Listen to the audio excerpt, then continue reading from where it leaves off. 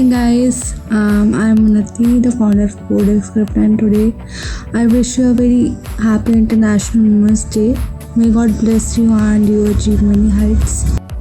Hi, this is Khushbu, working as a content writer at CodXCrypt, and I'm here to wish all of you amazing ladies out there a very happy Women's Day. Here's to accomplishing more, doing more, and being the best version of ourselves. Hello everyone, I am Nivedita Pushar and wish you all a very happy International Women's Day. Each of you are incredible and you deserve the best of everything. Enjoy your day, stay strong and keep rocking. I wish you love, happiness, success and everything you deserve in this world because you are special. Wishing a very happy International Women's Day to all the strong women out there.